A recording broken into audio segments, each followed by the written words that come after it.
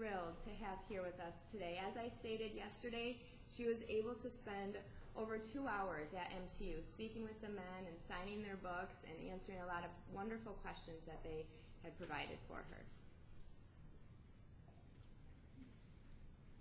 Kate Grosmaire wrote Forgiving My Daughter's Killer, a display of transformative type of love, which is a tiny mustard seed of compassion. On Palm Sunday, March 28, 2010, an egregious act of violence by her soon-to-be son-in-law stole Miss Grosmaire's daughter from her. The initial days after the shooting, while in the throes of enormous pain and sorrow, Satan came knocking with a lifetime gift of bitterness and hate. But Miss Grosmaire, deeply moved by the love of God, answered the door with love for the sinner, but hate for the sin. The love she gave to her daughter's killer came in the form of forgiveness and understanding and compassion. And the fruits of this life-changing love is healing, restoration, and peace.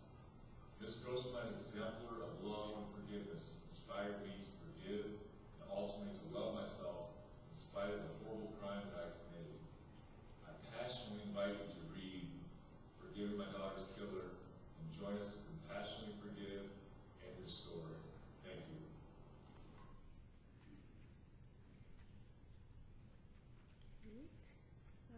Well, help me welcome Kate.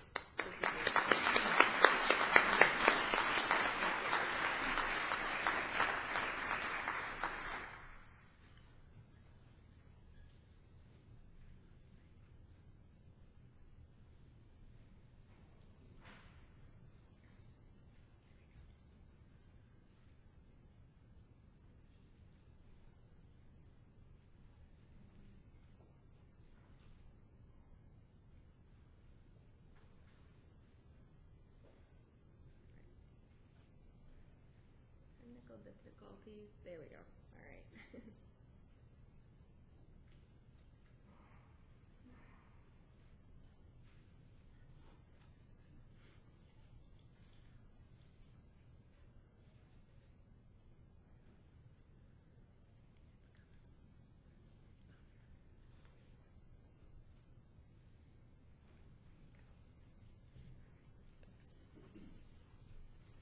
Hi, I'm Kate Grosmaire, and the slideshow, I just like to have something up on the screen for you guys to look at instead of me.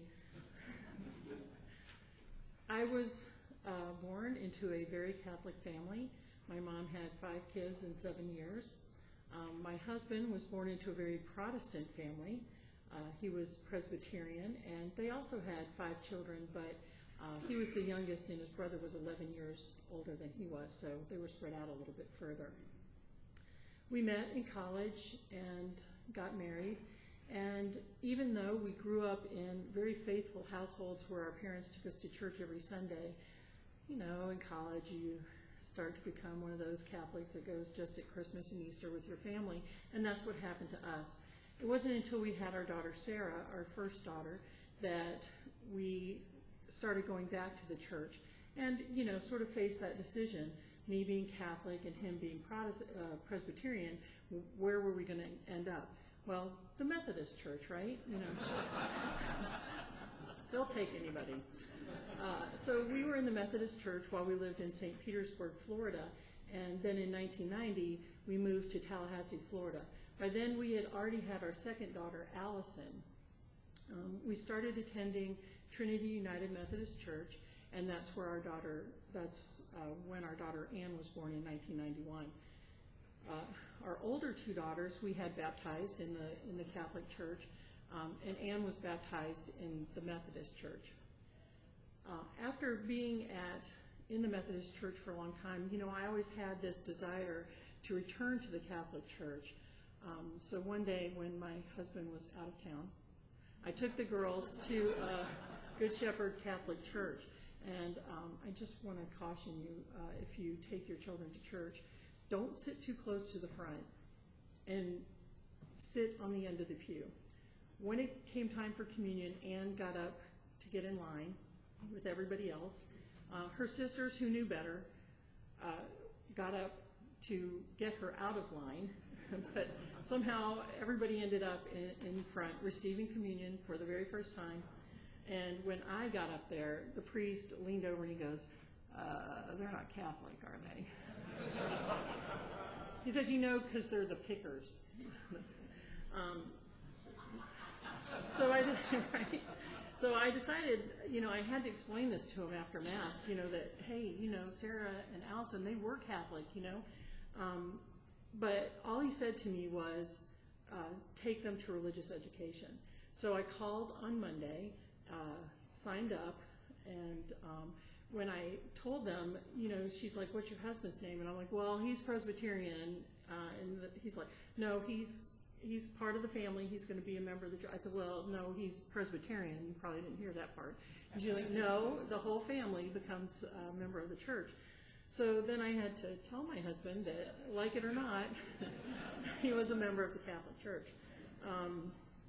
He decided that to continue to attend the Methodist Church, but it really, he decided that after a while, what he really wanted was for us to attend church as a family. So he began coming to the Catholic Church. In the meantime, our daughters were going through religious education, and amazing things. Do y'all have Walmart here? I'm from Tallahassee. You do have Walmart? Well, let me tell you, Walmart is an incredibly spiritual place. I don't know if you knew that or not. But one day we were walking into Walmart, and in the parking lot he said, I think I'll join Sarah's RCIA class just to learn. And I was like, what? I mean, I couldn't say anything. I was like, thank you, God, for answering my prayers. Because I had been praying for him, and the prayer that I had prayed was that he would meet a few good Christian men. So we all became full members of the Catholic Church. Sarah and Andy were joined through RCIA on Easter Vigil, and Allison and Ann made their first communion. So we were all worshiping, in the same family. And when we joined Good Shepherd, Andy and I just kind of plunged ourselves, into church life. Whatever people asked, we said yes, we would do. We got involved in the healing prayer ministry. We got involved in retreats. We got involved in lecturing. Anything that we wanted, we said yes to. Well, every time you say yes to God, there's just this little bit of grace that gets deposited into this account. I mean, we didn't know it. We just, we were just excited about being at church, and we didn't know that's what was happening for us. We didn't come into forgiveness, even though both of us had been raised in Christian homes and had found our home again in the Catholic Church. We still, this idea of forgiveness was probably, the same as everybody's. I tell God to forgive me. My dad says I forgive my debtors. But I don't know that we ever fully understood what that meant. While one of the ministries we're involved in was the healing prayer ministry, and through that we found that unforgiveness was something that held people back. Physical pain, spiritual pain, emotional pain. So often that could be, if you looked back at what was keeping these people in those places, it was a place of unforgiveness. So we learned how to pray with people. There was a specific prayer called the four-way forgiveness prayer. Other means of inner healing, where we would pray with people, and they would go back to that moment. And so many times people would find a way to forgive with Jesus' help. Some of the things, some of the stories of the injury and the harm that was done, you'd think, I just don't know how someone could forgive this, and they would find that way. And when they did, one woman, her father had abused her when she was younger, and I was like, oh, well, she's never going to forgive that, and she did. And when she did, she was just so joyful, and she was crying, but she was laughing, and you look at that and it sort of reinforces, maybe there is something to this forgiveness thing, Of course, in your marriage, it's like, Jesus told Peter, you have to forgive 70 times 7 times. And I think he knows Peter was married, and that's probably why he told him that. So, you get to practice a lot on your spouse. And so I was trying really hard to. And, we had arguments. We had places in our marriage where even though we were members of the church and volunteering, we were still struggling. And we had a really terrible argument one time. And, I'm the passionate one. And, I slammed every door on the way back to my bedroom, and I just flung myself on the bed. And I said, God, what am I supposed to do? Now, I just want to caution you, if you decide to cry out to God and ask him what you're supposed to do, just be prepared for the answer. So when I cried out and said, God, what do you want me to do about him? He said, forgive him. And I said, oh, God, you know what a jerk he is. He never listens to me. I'm the one who has to do all the work in this marriage. And God said, forgive him, forgive him, forgive him. And I did. And the more I forgave him, the better our marriage turned out, the happier I was, even though he was still a jerk. But in all that forgiveness, I realized, when I ran out of things to forgive him for, I realized there were things that I needed forgiveness for as well. So we grew in a place in our marriage where we were actually comfortable saying, is there something I need to ask forgiveness for? And sometimes things would come up, and I said, one time I said, remember that time a couple years ago when you said this? I remember it was a particularly hurtful thing that he had said. He said, okay, and he got down on his knees and asked for my forgiveness. So, we didn't walk into this event with no experience in forgiveness, or just, like I said, hearing your parents say, okay, now tell Bobby you're sorry, Bobby, you need to forgive them. We had this training, and Andy says everything in our lives, God had prepared us for that moment. He at the time he became a Catholic in 2001, and in 2008 he felt called to be a deacon. He actually felt called before then, but in our diocese you have to be a Catholic for 5 years. So he joined the program in 2008, and so he had been in the diaconate program for 2 years. On March 28th of 2010, that happened to be Palm Sunday that year, we were out working in the garden that afternoon. Now, I am from Tallahassee, Florida, so March 28th, the temperature was already in the mid-80s. That's what I left when I came up here, mid-80s. And I do the vegetables, and Andy does the ornamentals. He does the roses and the lilies and things like that. And we had both come in pretty dirty and went upstairs to clean up, and the doorbell rang. Now, we kind of live out in the country. We have 3 acres, so it's a fairly, no one comes to our door, basically. And I thought, it must be the Boy Scouts selling popcorn, who is coming to my door?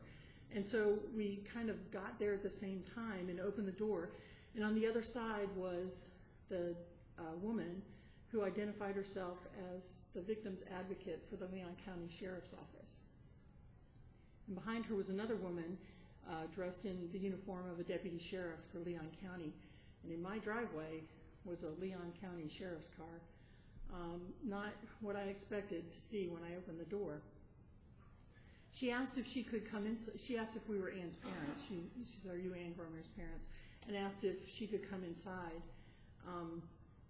And when we sat down, she told us, she said, "Ann has been shot."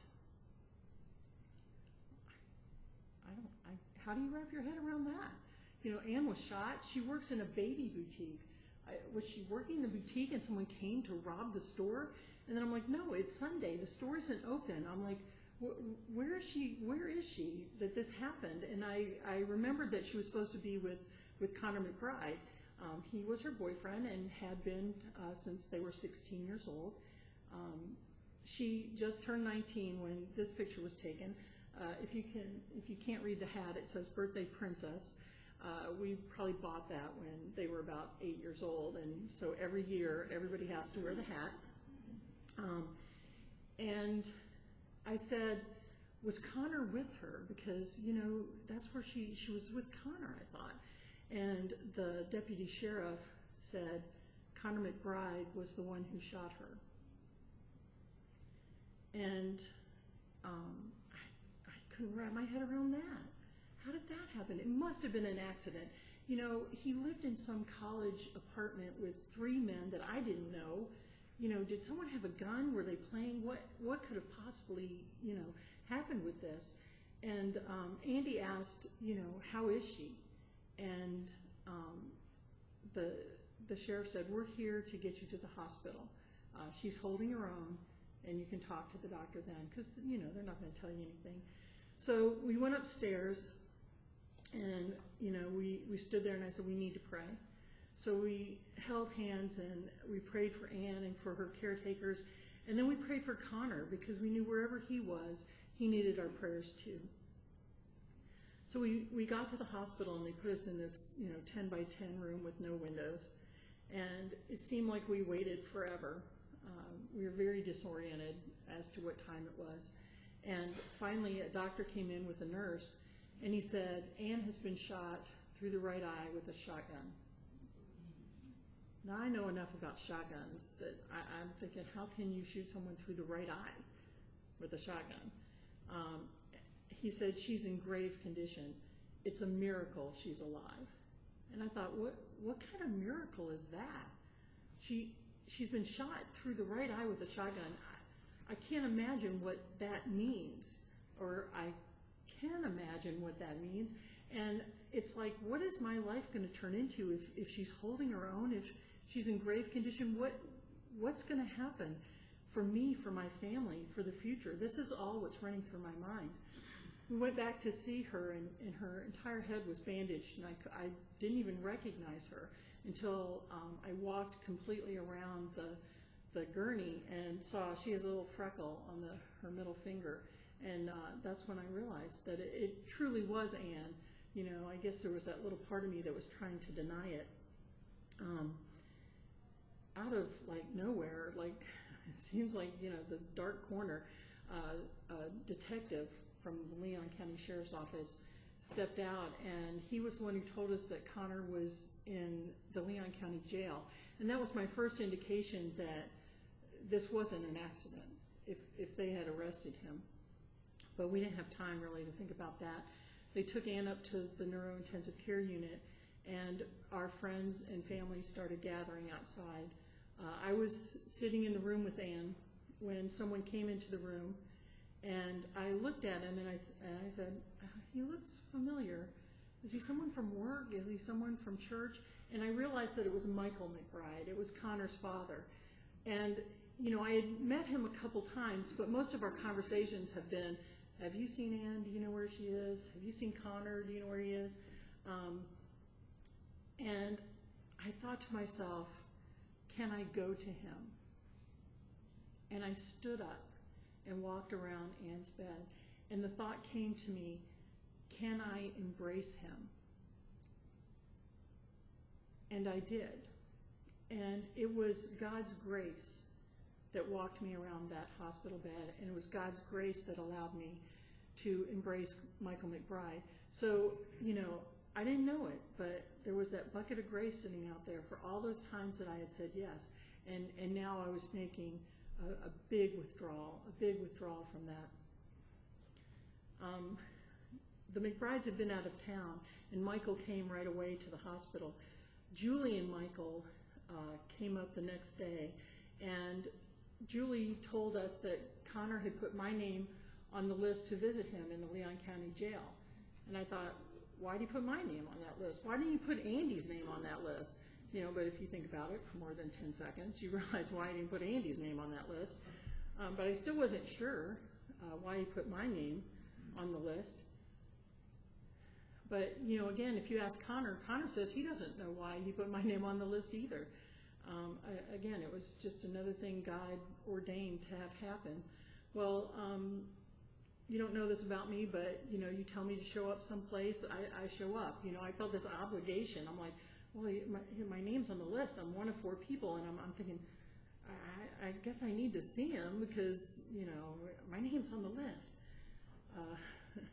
So, I was talking to Julie, and she was, they had talked to Connor, and they were like, Connor's so sorry for what happened, and we're so sorry for what happened. And I looked at Julie and I said, I can't define Connor by this one moment, because if I define Connor by this one moment, then I'm defining Anne by this one moment. And while this is a part of her life and a part of her death, it's not how she lived her life. She loved horses. We had a horse, she had a horse, and she took care of it. She even made the appointments to have him shod, and she rode him every chance she got. She loved birds of prey. She loved eagles and hawks especially, and she wanted to have a wildlife refuge. That was her goal, to where she could rehabilitate horses and birds of prey, which is laudable. And she just had a love for animals, and she had a special relationship for St. Anthony, who, while in addition to being the patron of lost things, is also the patron of horses and lesser animals. So she really had an affection for him.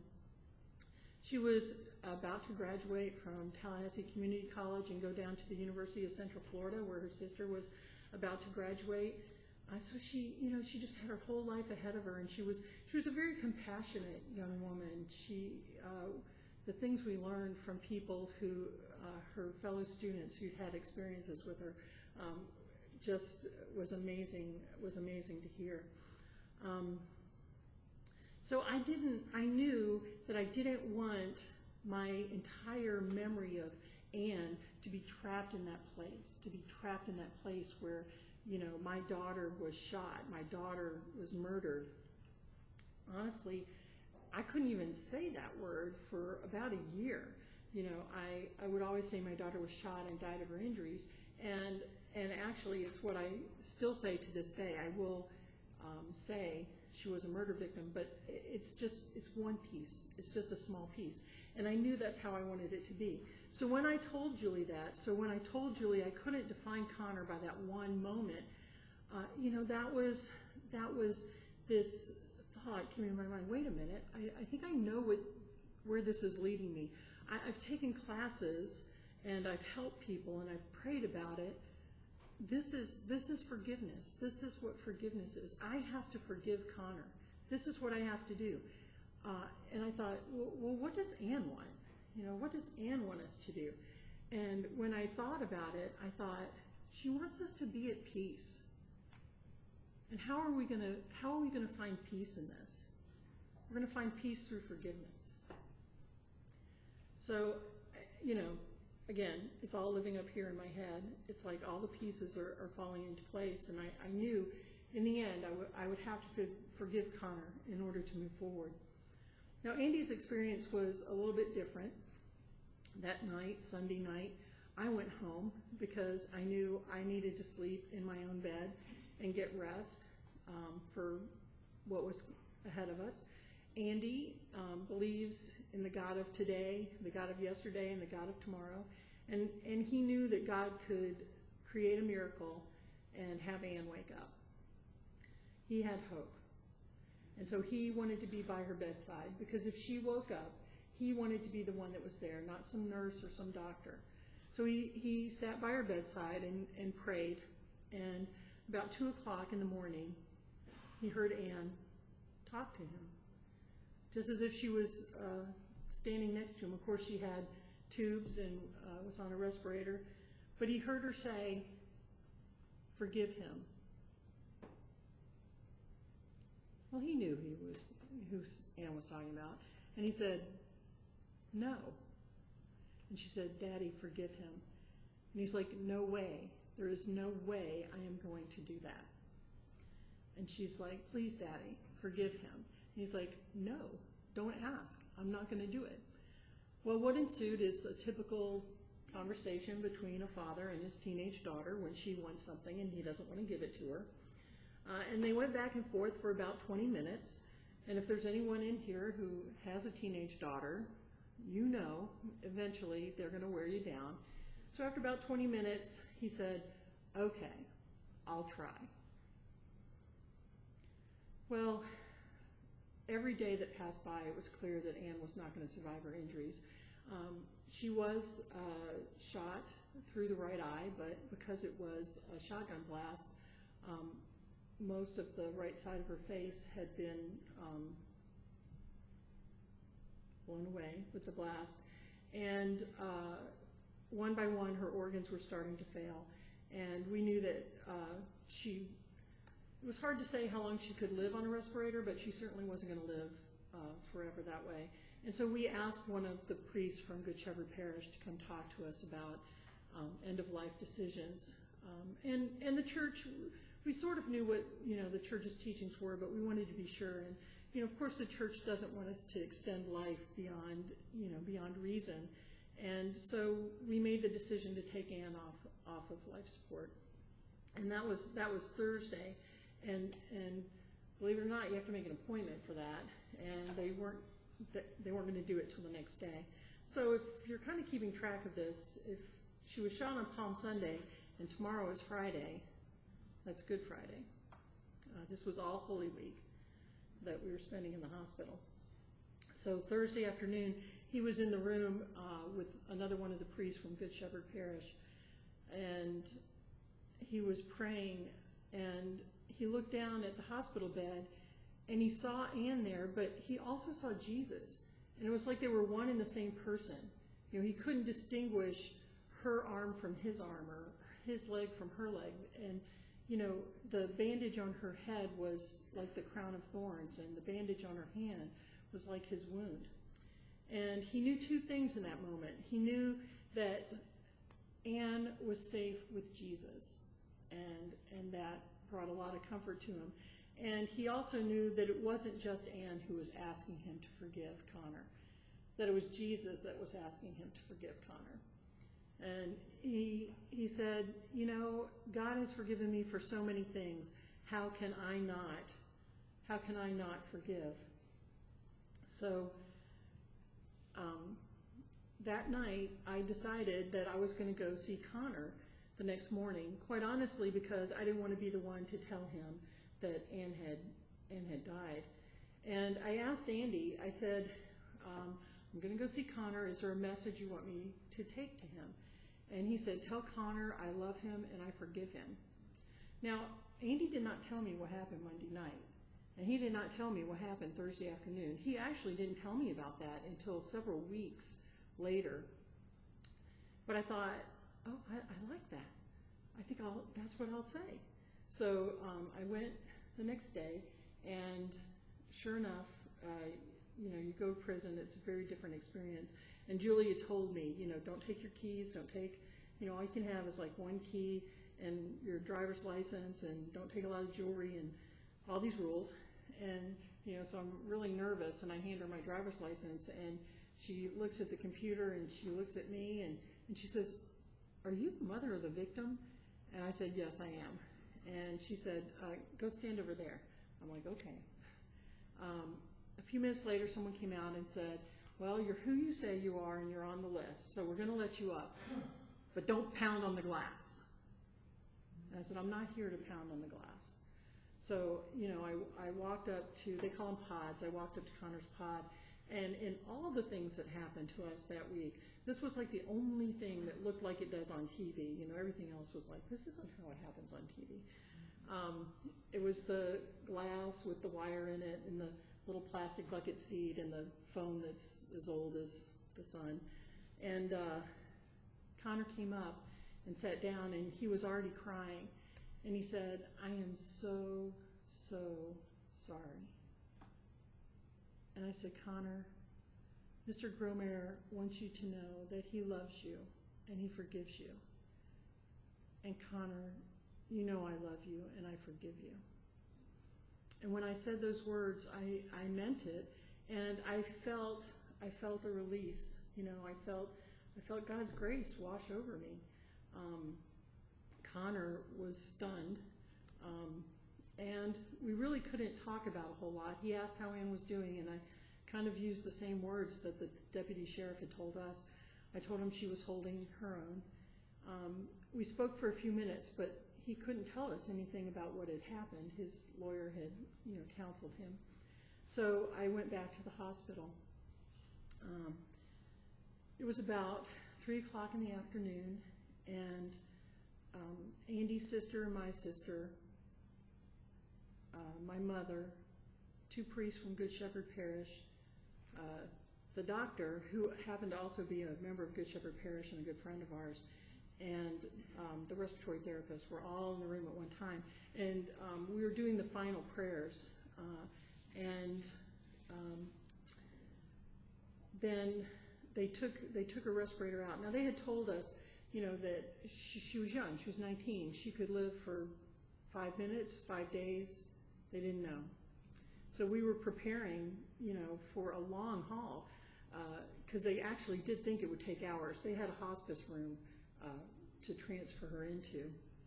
But the nurse looked at Father Will, and she said, "Isn't there something you want to do?" She says, "You need to do it now."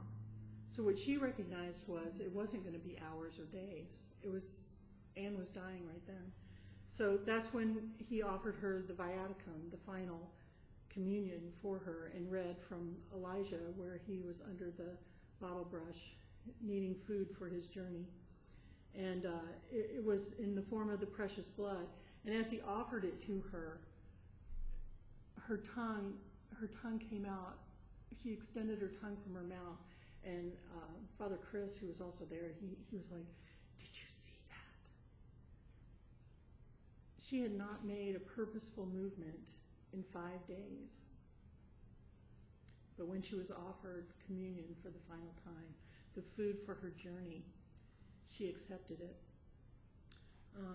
It was so peaceful. It was so peaceful. We were so thankful for that moment. And I realized then, this is the miracle.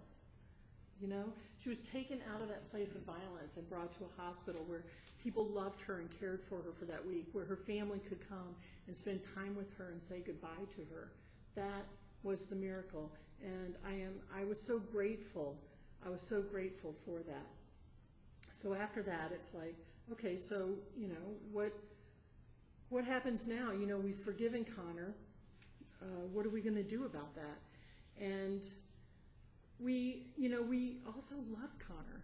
He was going to be our son-in-law, and we wanted to do what we thought could be best for him. But when we confronted the criminal justice system as it was, we found that basically there's 3 things that they ask: what law was broken, who broke it, and what's the punishment for that. And Connor, in the state of Florida, we have gun laws, 10-20 life. If you have a gun in the commission of a felony, that's 10 years, day for day in prison. If you discharge a gun in the commission of a felony, that's 20 years, day for day. And if you harm or kill someone, that's 25 years to life in prison. So I had asked, there's also a victim's advocate for the state attorney's office, and I had asked her about 10-20 life, and she told me, yes, that's the mandatory sentencing that the judge is required to impose for a gun crime. So we met with the assistant state attorney, Jack Campbell, who had our case, and when we sat down, he said, "I know you don't want to, I know you're not interested in the death penalty." And we were like, no, we're not interested in the death penalty. And he said, "I don't want you to worry, I'll take care of everything for you. We don't want you to be called into jail, we don't to testify, we don't want you to have to do anything. We will take care of it all." And Andy, he said, I'll be Ann's advocate. And Andy was like, wait a minute, I'm Ann's father. I will be her advocate.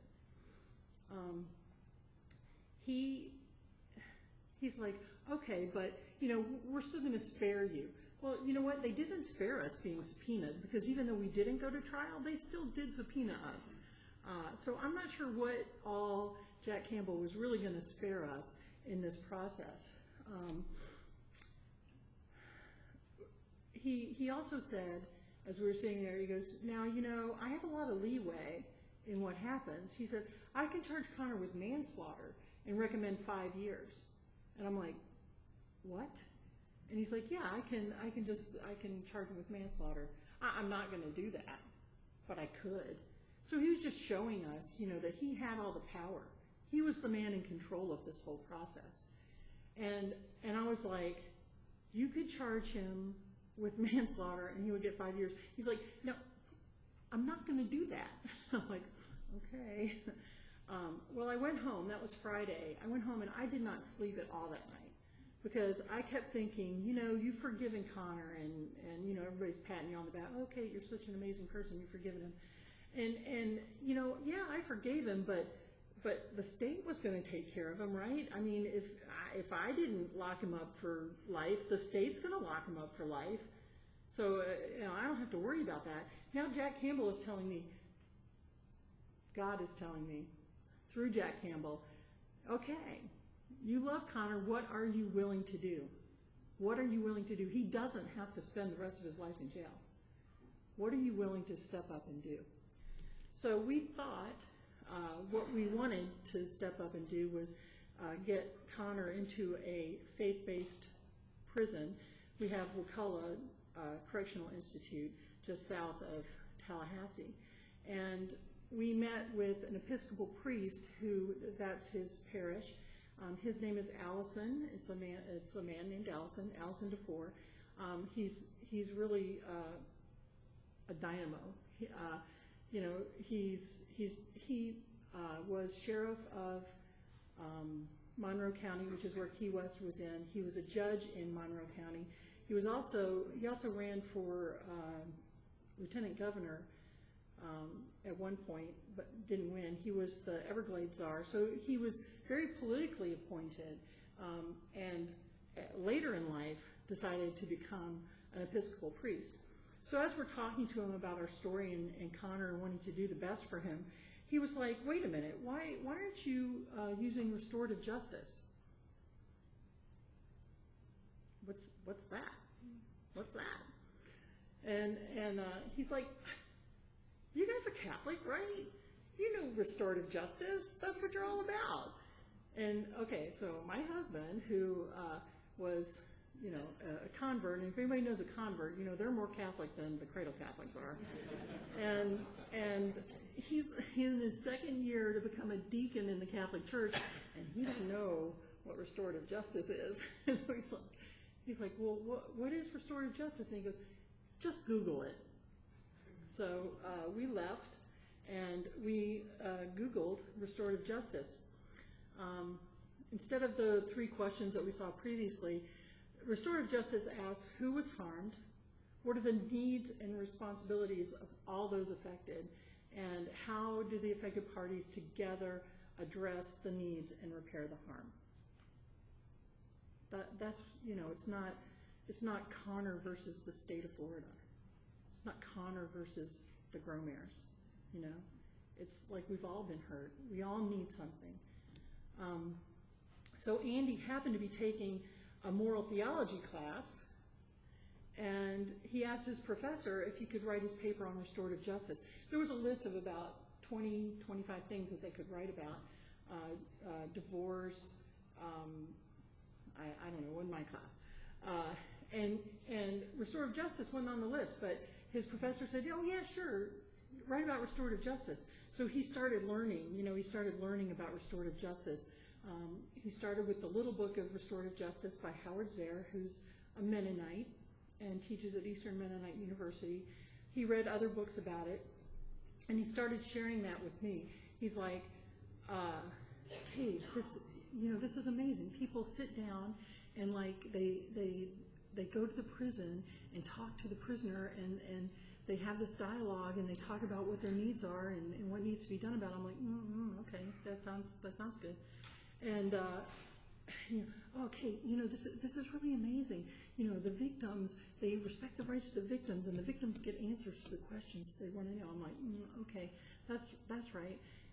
Because, I'm thinking about this restorative justice. Restorative justice, how are you going to restore the life of my daughter? How are you going to restore that? That can't be done. But one day he was, again, reading about it, and came to me and he said, Kate, there was this woman whose father was murdered, and she went and spoke to the man who murdered her father, and she, could tell him everything that she lost when she lost her father, and and they had this dialogue, and she felt a lot better. And this man who took responsibility for what he'd done, he gained empathy and he became a better person.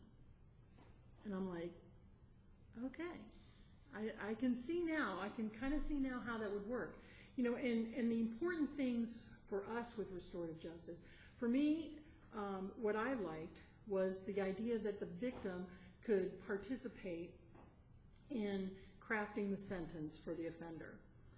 Because Connor's spending 25 years to life, and the state attorney was recommending 40 years for a 19-year-old to sit in a prison cell 7 days a week for 40 years. That wasn't making up for my daughter's life in any way. I mean, he was going to go to Stanford. He had a scholarship to Stanford. I said, let him go to college, become an engineer, and give me his paycheck every month. Okay?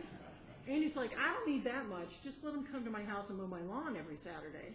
It's like, yeah, it's not about a harsh sentence. What's a meaningful sentence?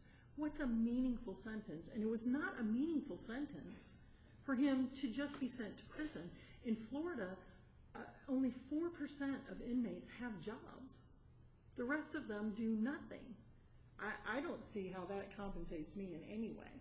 So we decided that we wanted to try out this restorative justice, right? So we started trying to find a facilitator. And everybody's like, no. A capital crime in conservative northern Florida, it's just not going to happen. I don't have any experience with that. You don't have the legal foundation to do this. And so in the end, Julie McBride, Connor's mom, was the one who went straight to the top. She called Howard Zare, the grandfather of restorative justice, and she's like, you've got to help me. And he's like, well, I can't help you, but I know a couple lawyers who could help you. And he introduced her to Sujatha Balaga. Sujatha is South Asian. She's a Buddhist, and she works in Berkeley. So if you've been keeping track, we have Catholics and Episcopalians, Buddhists, Mennonites. So it was a very ecumenical process that we were going through. So, restorative justice is not just a Catholic thing. Forgiveness is not just a Catholic thing. It's ecumenical for sure.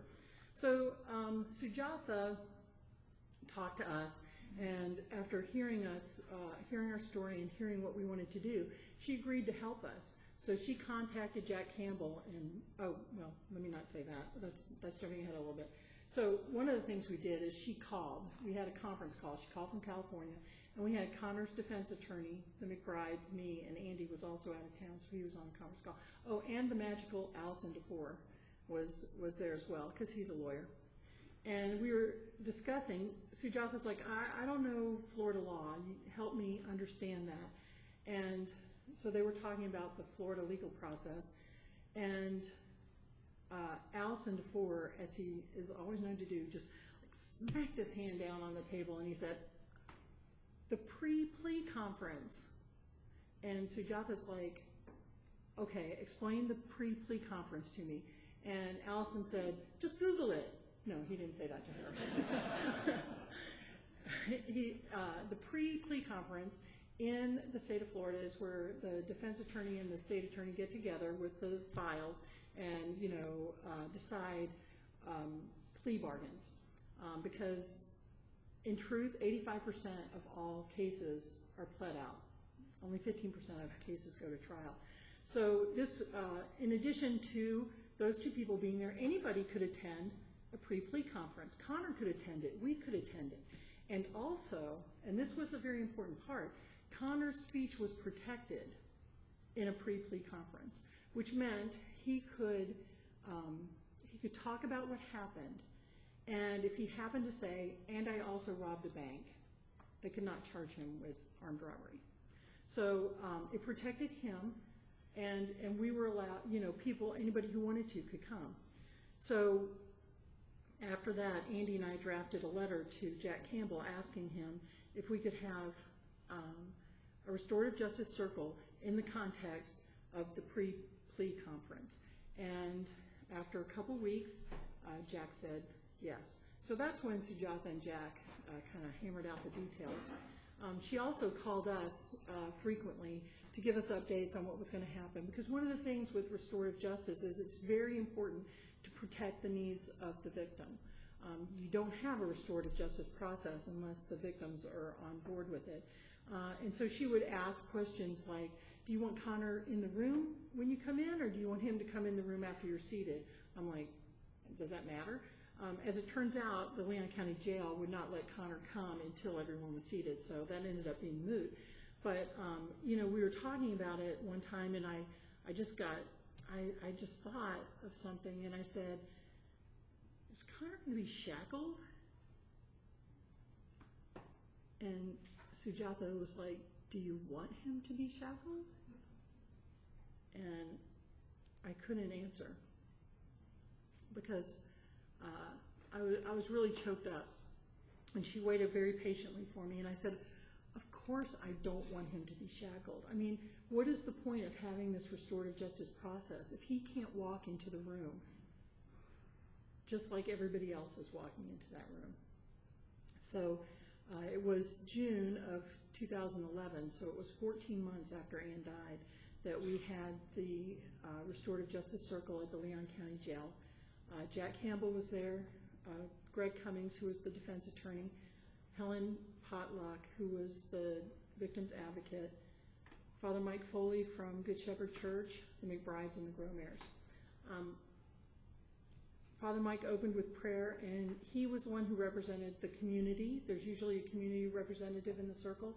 We had tried to reach out to the domestic violence community, but they didn't return our calls. I really wish, and I think, where places where restorative justice is more established, that we might have had the opportunity to do that.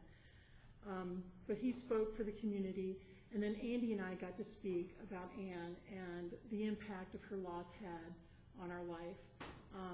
And Connor has since said that listening to us talk about Ann and what her loss meant was the hardest thing he's ever done, including prison. So when people say restorative justice is soft on crime, think about that. The hardest thing he's ever done, including prison. So after we spoke about Ann, it was Connor's turn to tell us what happened. Now I know you're all sitting there, right? What happened? What happened? This is how Andy felt. This is how I felt to some degree. All we knew was they were arguing. Connor got his father's shotgun to take his own life, and Ann was shot. Andy wanted to know what happened. He wanted to know what happened since the last time he saw his daughter alive, and when we got to the hospital. And we couldn't get those answers. People can't get those answers in the traditional criminal justice system. And as her father, he wanted to know, was there something I could have done? Was there something I could have done to prevent this? I need to know. Now, I didn't need to know. I knew it was never going to make sense. What are you going to hear? What are you going to hear? But you do want to fill in those gaps. Andy's like, if you don't know the answer, you fill it in with the worst possible thing, right? And at least if you know, maybe you know the worst possible thing, but you know it. You know, you don't have to wonder anymore. You don't have to wonder what happened. You know what happened. So Anne had made the dean's list that quarter and wanted to celebrate. And Connor just didn't think it was something you needed to celebrate. And so they got into an argument. And they argued, and they fell asleep arguing. They woke up the next morning arguing, and they broke up. I'm leaving you. And Anne walked out the door and got in her car. Now, she left her water bottle. You know, I never asked Connor, was it like just, you know, a disposable plastic water bottle, or was it, you know, just like a Tervis tumbler that he thought was, you know, precious to her or something? But he got the water bottle and he took it out to the car to give it to her. And of course, they continued to argue at the car. And Connor said, if we're going to break up, I don't want to live. And he went back into the house. Anne got out of the car and went back into the house.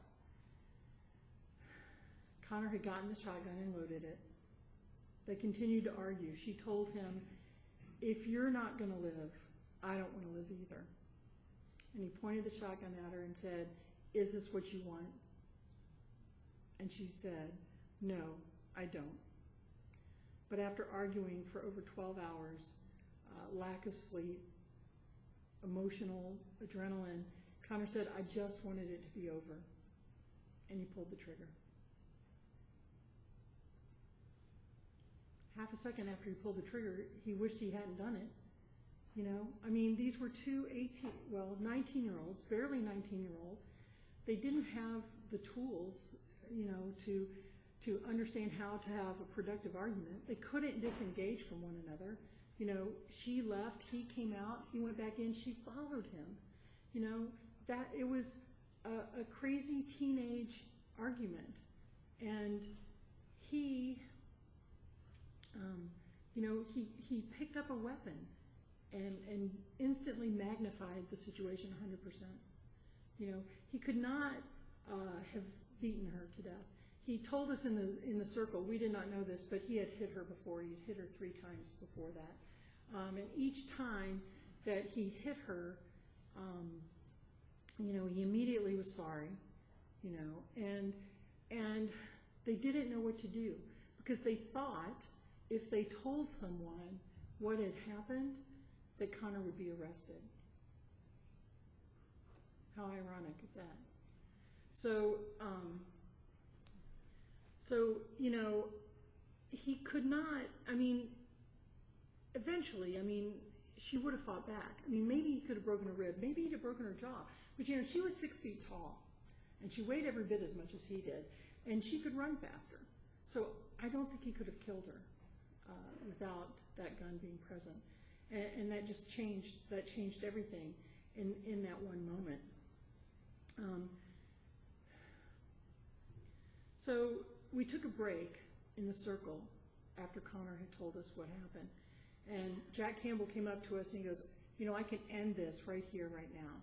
And I'm like, we just heard the worst part. I mean, you know, it's not going to get any worse than this. I'm not stopping now. You know, we're practically to the, I can see the goal line from here. And you know, we say that he and Greg Cummings, of course they know each other because everybody knows each other in the criminal justice system. We're like cowering in the corner, just holding on to one another because they totally had no experience with restorative justice. So, you know, I think it was so completely different. It was a lot of crying, a lot of emotion in that room, and he was just ready for it to be done. But we wanted to go back in, and we did, because this was the part that I was interested in. This was the part where we were going to discuss the sentencing, and that's what I wanted, because I wanted a meaningful sentence. And we had talked with Sujatha about what a meaningful sentence would look like for us. We could craft terms of probation. You know, there were ordinary terms of probation that every offender has to obey, and that's, you know, not associating associating with other convicts, not carrying a weapon, things like that, showing up to your appointments. But, Sujatha was like, well, what sort of things do you want to see? What would you like to see in his sentence? And I'm like, well, I want him to take anger management. He was angry. I want him to take anger management. And we wanted him to speak about teen dating violence. Now, we knew a story of another woman in the Panhandle. Her daughter and friend were killed in a DUI car accident. And at the trial, Eric Smallridge, the man who was driving the car, was sentenced to 11 years for each girl, and they were consecutive sentences. So he was facing 22 years in jail. And Renee Napier, her mom, Megan's mom, was very happy about that. Good, I'm glad. Well, the whole time during the trial, Eric, when he sat at the table, he was coached. Don't say anything, don't laugh, don't cry, don't look at the victims, don't do anything, just sit there. And that's what he did through the whole trial. And so, Renee was thinking, look at him just sitting there, just staring, not feeling anything. Well, when Eric stood up to make his statement after he was sentenced, he just started sobbing, and he turned to the victims, to the parents, and he said, I'm sorry, I'm so sorry, I wish it was me. I never wanted something like this to happen. Well, Renee's like, what? Wait a minute, I didn't know he really cared. And so she began talking to students about drunk driving, but she's like, something's missing here, something's missing. And what was missing was Eric. So what she did is she went back to the judge and she said, I want his sentence changed. He doesn't need to serve 2 consecutive sentences. And she had his sentence changed to 2 concurrent sentences. And she also had him furloughed from the prison, and he came out in shackles to the high schools and spoke with her about drunk driving. So, and that had an amazing impact on the high school students. Now, isn't that a better sentence? Isn't that a better sentence than having him spend 22 years in prison? He actually spent less than 11. He got time off, and continues to speak with her about drunk driving. He had a degree in computer science before he went into prison. So afterwards he took a few classes, and he actually is a real estate agent now. But he's a productive member of our community. How different is that than for him to still be locked up, right? So I knew this story. I mean, this is what I wanted to see. Why have Connor? And if Connor had to spend 25 years paying for what he'd done, why couldn't he take half that time and spend it incarcerated, but the other half of that time volunteering in areas that Anne would have volunteered had she lived? So that was the third condition that we wanted, was for him to do volunteer work. Now, we didn't add any number to that. We didn't say 500 hours a year, or because if he'd only done 495 hours, then they could have sent him back to prison. So we didn't want to put any number on that.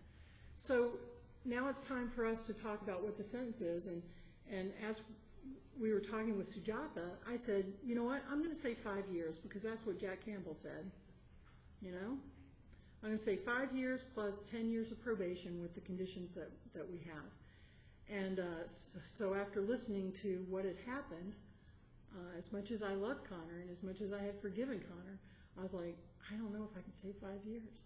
I don't know if I can say that. Even though I knew he would never be sentenced to 5 years. I mean, Jack Campbell would have never allowed that. But I just couldn't do it. So I said 5 to 10 years with our terms of probation. Andy said 10 to 15 years with our terms of probation. And the McBrides, Michael McBride said, we agree with the Grosmaires. And I thought, we didn't even agree with each other. I'm not sure what he meant. And Connor said, my life is in your hands. Now, in a traditional restorative justice circle, we would have continued to go around, and Connor would have been able, hopefully to say something besides, my life is in your hands. People who participate in their own sentencing are more likely to complete it. And of course, if you're incarcerated, they're going to make sure you complete it. But, we're talking about maybe juvenile crimes where you have to paint the fence or do community service on the weekends. Well, if you sit there and you participate and you say, well, I don't want to do 6 weeks, I want to do 4 weeks, and everybody agrees to that in the end, you're more likely to fill those requirements.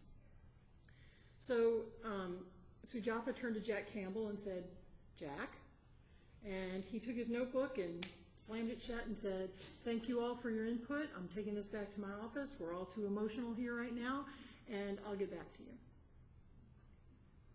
Well, that's not how a traditional restorative justice circle ends, but we weren't having a traditional restorative justice circle. We didn't have that legal authority behind us. And so we didn't have to come up with a solution before everybody left the room. And, it was almost like a gut punch. It was like, what just happened? Why did I just sit here for 5 hours, and he just walks out of the room. And Helen Potluck was just like right behind him. And, we all just kind of went back to our cars. And we went to dinner with Sujatha that night. And Michael and Julie, that might have been I only met Greg Cummings a couple times, but they walked out with Greg Cummings. And he said, that's the defense attorney. He said to them, I should have charged you more. And when Michael told me that, I said, what? He should have given you the money back. We were the ones that came up with the restorative justice circle.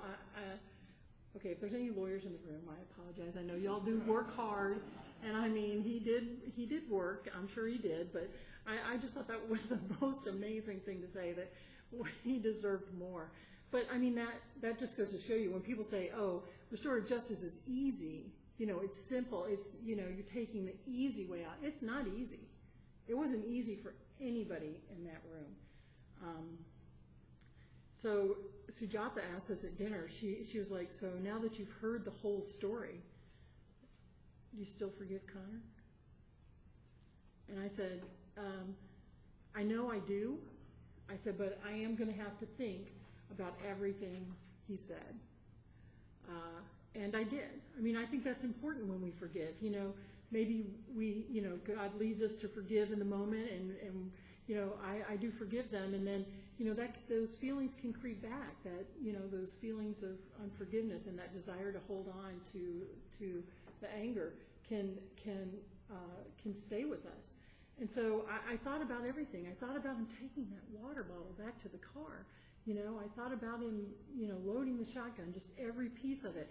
And every time I visited that, I said, I forgive him for that. I forgive him for that. And, forgiveness brought us peace, but it didn't keep us from grieving. I mean, we still grieve for our daughter, but I do think it spared us an intensity to the grief, and a duration of the grief, because we grieve, and we're sad, but then we move on. We're able to move on.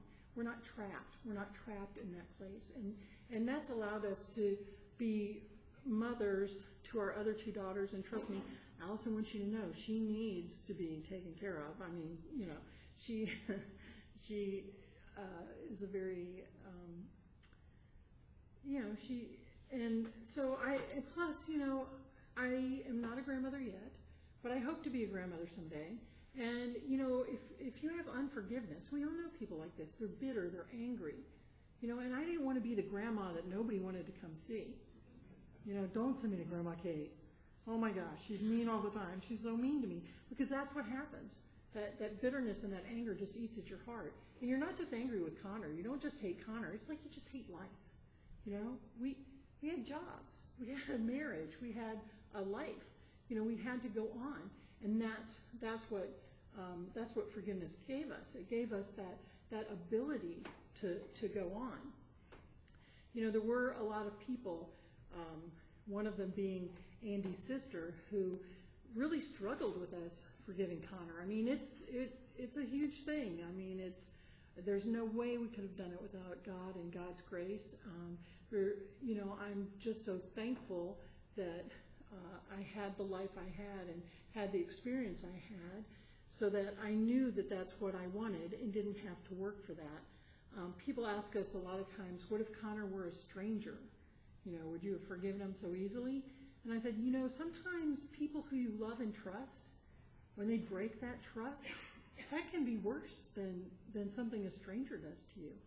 I said, I don't know that I would have forgiven as quickly, but I know God would have led me to the same place where I could have forgiven, and I think I would have forgiven, again, maybe not as quickly, but would have been able to forgive.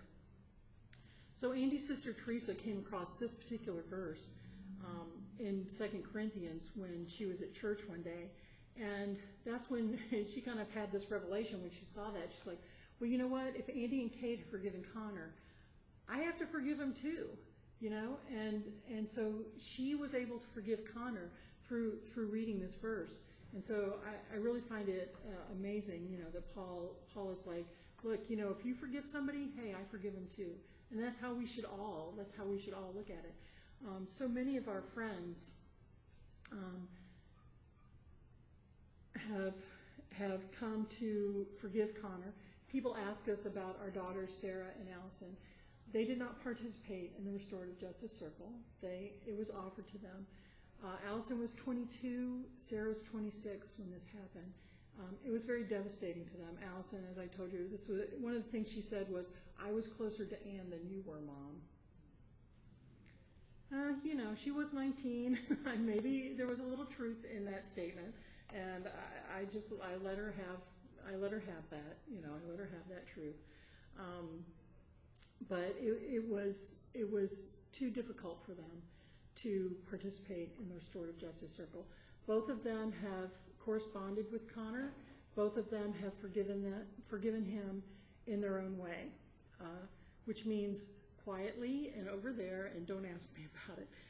Andy and I, on the other hand, felt called to share this message because we know how much healing and that we received from what happened to us. And so we can't help but share that, because we know that if we can help someone else understand about forgiveness and helps lead someone else to forgiveness in their life, we know the peace and the joy that will come and the healing that will come from that. So we really do need to spread this message, and that's why God actually told me to write the book, and why I come here today, because I just think it's so important for us to know what forgiveness can do. And I know earlier they were talking about forgiveness and reconciliation, and that is really a huge part of it, reconciliation. But forgiveness is separate from that. Forgiveness is on the part of the person harmed. You can forgive someone, and you never have to see them again. You know, that's why you can forgive strangers. You can forgive parents who have passed away. Forgiveness is for me. You know, Connor says, thank you for forgiving me. I'm like, Connor, I did it for me. I'm glad you've gotten some benefit from it, but, you know, I did it for me. And speaking of the benefits that Connor had, of course, he was sorry for what he'd done, and that's what makes reconciliation possible. He was eventually transferred to Wakulla Correctional Institute, the faith and character-based prison just south of Tallahassee. We visit him in the prison. He calls us every Tuesday night.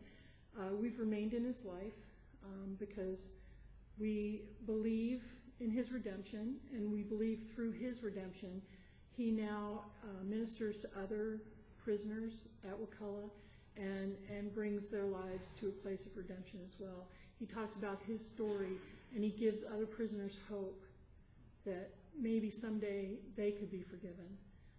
And as we've heard, a lot of times it's being able to forgive ourselves for our part in whatever was done. So, you know, in the end, I feel that Connor was given a meaningful sentence. You know, he has taken anger management classes in prison. He's made a public service announcement that was filmed and is available through the Florida Restorative Justice Association. And while he has yet to do the things that Ann would have volunteered in, because they don't have that type of volunteerism in the prison, he does, again, facilitate classes for men in anger management, in all these other things. So he is really working. And if we had not forgiven him, would he have had that opportunity? Would he be able? Would he just be sitting there as mad at us as we would still be at him? So releasing that has caused, you know, things to happen, not only out here in the world where we go and talk to people, but also in the prison with Connor and the things that he does. So, you know, for us, you know, forgiveness is a way of life. It's just every day. It's like, you know, now that I've forgiven Connor, it's like, if you cut me off in the parking lot, you know, I've forgiven you. It's, you know, and my husband has a bye for the rest of his life. But you know what? It's to me, it's a much better way to live. And it's the way that God calls us to live. And that's why, in the Lord's Prayer, it is the only thing that we have to promise God that we're going to do, is forgive others their debts against us. Thank you.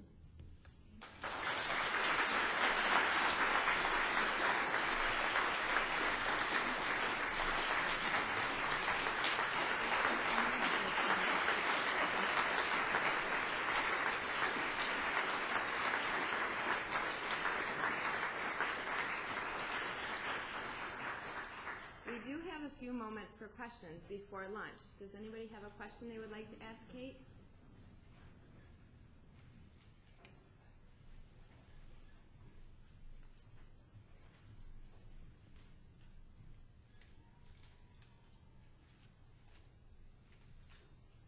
How many years then did Connor have to serve? Oh, I'm sorry.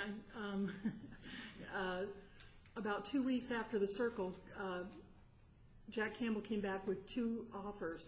One was 25 years straight, which for gun crimes is day for day. He would not get early release. And 20 years with the terms of probation, including the ones that we recommended. And Connor thought about it for a couple days because probation is a very difficult thing to accept.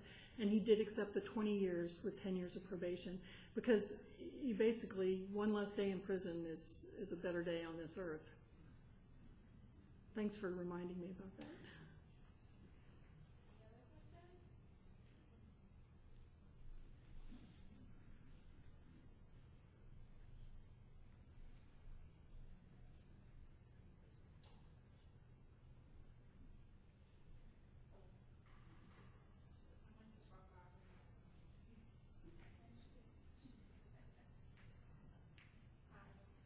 My question is, did your case kind of spark, because initially you said they didn't have restorative justice there, and now you said they do all these things and he speaks, so was it this case that kind of sparked the state of Florida?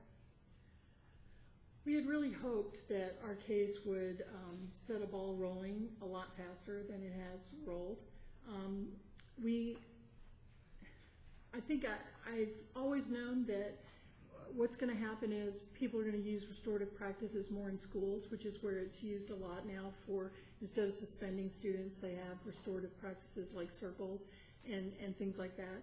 And so then those children will grow up to be the lawyers of tomorrow and have that experience. We speak to lawyers and they're like, who knows restorative justice? And they'll be like just one or two hands that go up. So I think it'll be a longer process. But I will say this, Assistant State Attorney Jack Campbell recently ran for State Attorney, District 2 in the Panhandle of Florida. And one of his planks on his platform was restorative justice. So I think it's not a matter of them not liking restorative justice. It's about them not liking change and not understanding that restorative practices will, in the long run, save money. Recidivism is just hugely lower with people who've gone through the restorative justice process. So I think it's we educate our youth, and then I've had a friend say, we're making inroads one gravestone at a time, and I hate to think of it that way, but there's a lot of people set in their ways, but it's there. We talked about it. There's a judge actually in McCullough County who's asked us if we would help with, there was a domestic violence case, if we would just, she didn't want to send the guy to prison, can you come and just sit with him and the mom and, talk things out. I mean, I think people are open to it. It's just, getting it in, getting the framework there.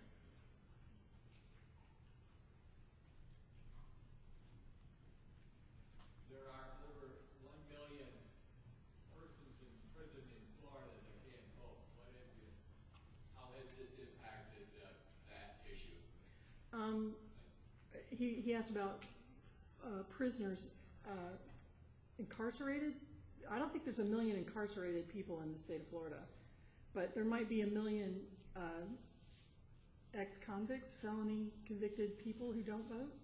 Yeah, and they, I'm sure it affects it greatly. We recently, in the state of Florida, passed an amendment to give ex-prisoners the right to vote. Felony convictions, the right to vote. Immediately, the legislature wants to interpret that as, because it says who have completed their entire sentence. And they immediately said, well, that includes all the money they owe too. Yeah. Well, it's hard enough for them to have a job and pay to get their license, their driver's license back, let alone pay back whatever restitution was imposed on them. So it's still, the amendment has passed, so they're still working on the legislation behind that. But there is a large contingency that does not want to see the monetary restrictions imposed on it. So we're still working on that, and that'll make a tremendous difference. It'll make a tremendous difference. But I do have, believe it or not, conservative friends, and one of my most conservative friends said, they should, if we pass this amendment, they should have the right to vote, and we shouldn't restrict that. So I think, most reasonable people will agree that if the law of the state is that they should be given their voting privileges back, then they should receive that. I think actually Connor would not, because violent criminals are still excluded from that. So there are still, we still don't completely welcome these people back into our communities.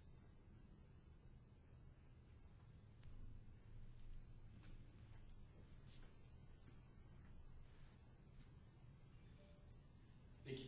Oh, sorry. Thank you for your talk. And I was wondering, do you believe that there's hope for some sort of mass implementation of restorative justice practices in the United States, and what would that look like while still maintaining the dignity of the victims and having them have the full onus of the responsibility there? Yeah, I think one of the things that grieves me so much is that the way victims are treated by the traditional criminal justice system with the, we're going to protect you, we're going to keep you from whatever. You're not keeping us from anything. Our daughter died. I mean, what are you keeping? What are you sparing me? A long time ago, someone said, grieve now or grieve later, but you're going to grieve. So if your idea is you can somehow spare me something, you know what? It's going to come down. It's going to come further down the road. And they found that, even with people like with the death penalty, you convince these victims that, killing this person will make you feel better. It'll make you feel better. You know what? It's not going to make you feel better. Why would taking Connor's life make us feel better about having lost Anne?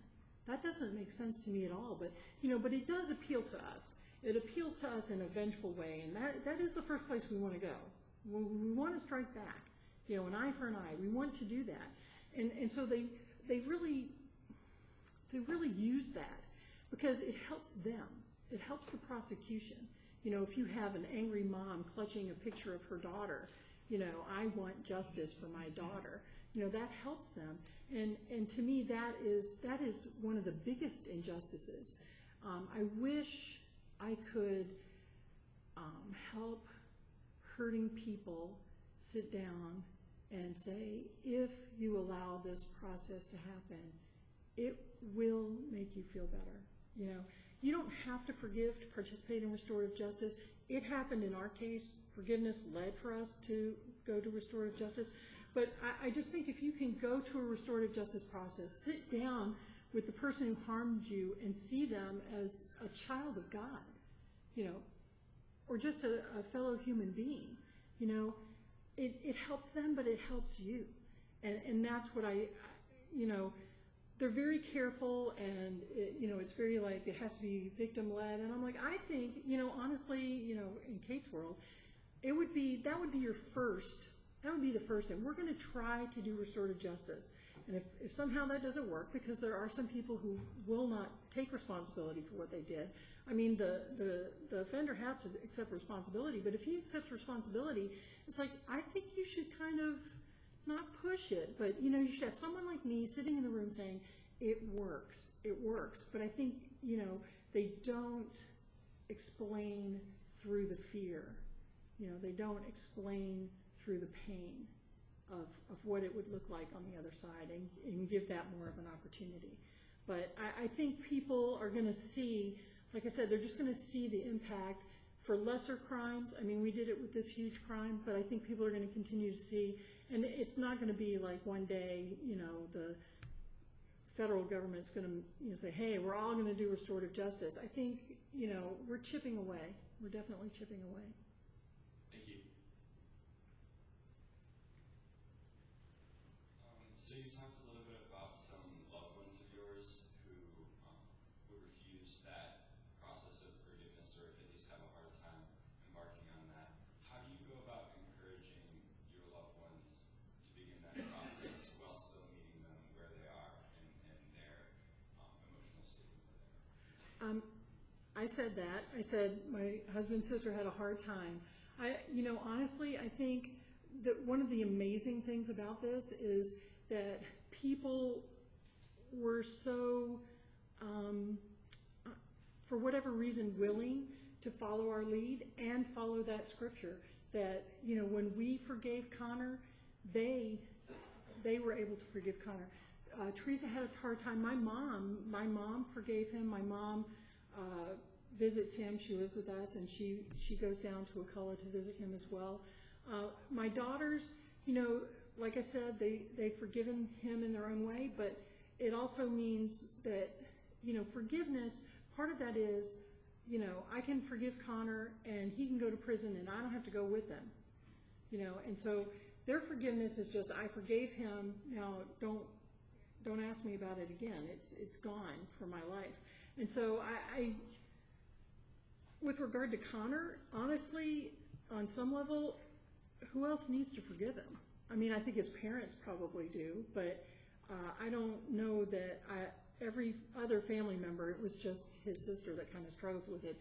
And if anybody else does, they don't really convey that to us. But, my forgiveness is mine to give and receive.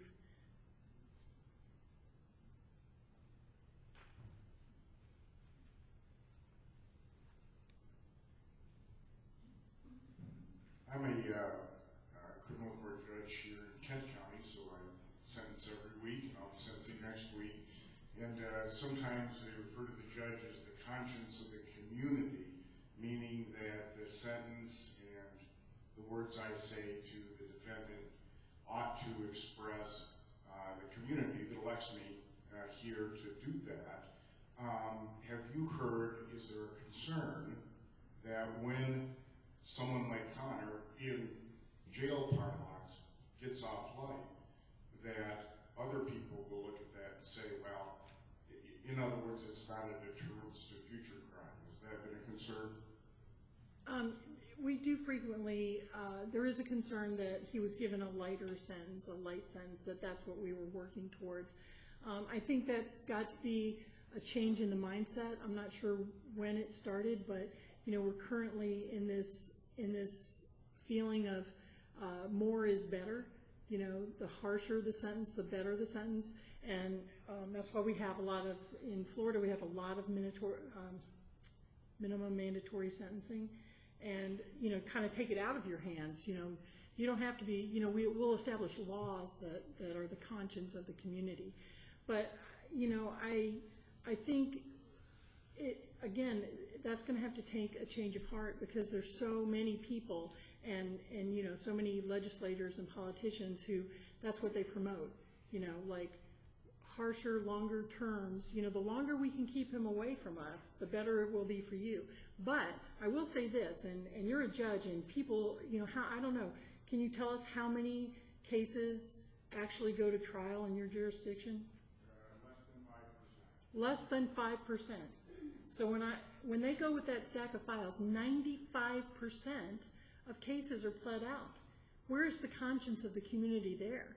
See, I think it's, we're promoting a falsehood, really, to say, I love you, and you are, in a way, the conscience of the community, but you're the conscience of the community 5% of the time. 95% of the time, it's the district attorney and the defense attorney getting together and deciding what that should be. And maybe it should be in the hands of the community more often.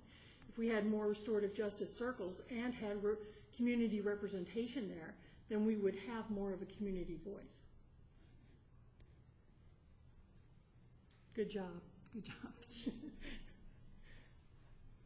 Hi, my name is Michelle Childs, and I believe that restorative practice appears to be a good practice. I've studied it for schools, for lowering the suspension rates. However, my question is that, the justice system is not as fair to African Americans or African American males.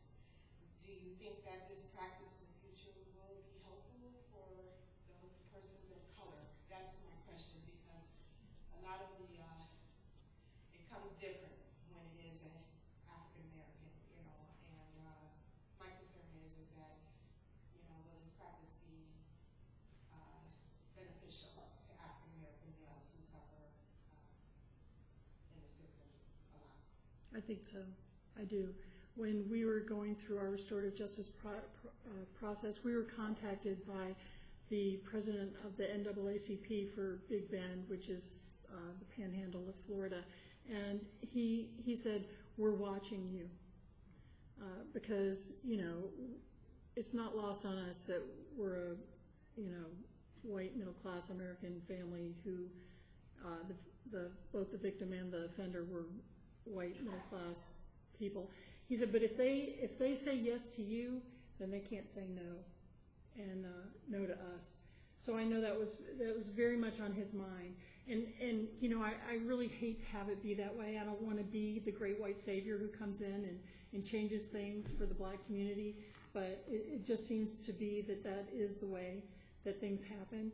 And so again, I think the more we support a restorative justice process, the more they have to apply it across all. I mean, if you're going to have mandatory minimum sentencing and all these other things to ensure that justice is applied fairly, how can you offer restorative justice to one community and not offer it to another one?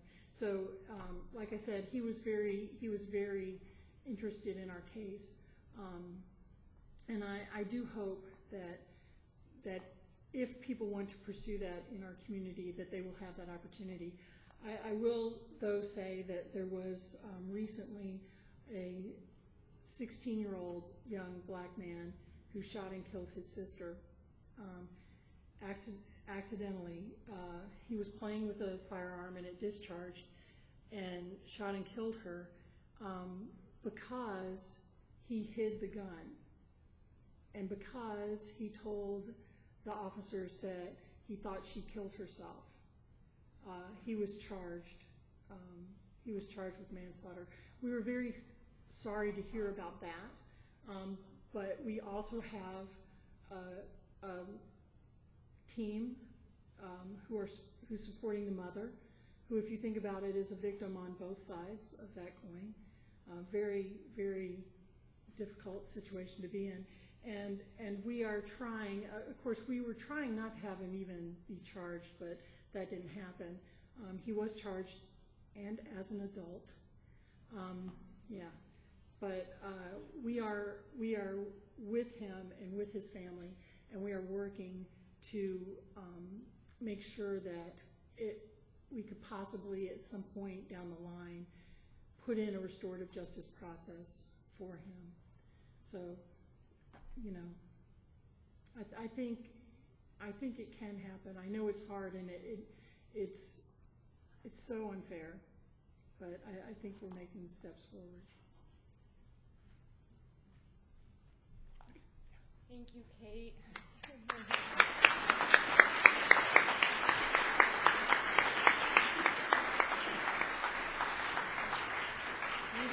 She gave us a lot to discuss throughout the rest of the day, which over lunch is ready to be served, and there's another portion of this conference that we're going to actually ask you to work. And Kate gave us so much to talk about, to discuss, and hopefully move forward in our great state.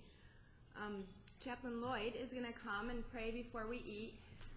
Just so the flow goes smoothly, we ask that you come out these doors to your right, walk around back past the elevators, and then enter that far door into the room. We have 2 buffet lines set up in there, and then you can come back through the back doors, back to your tables for lunch. Okay?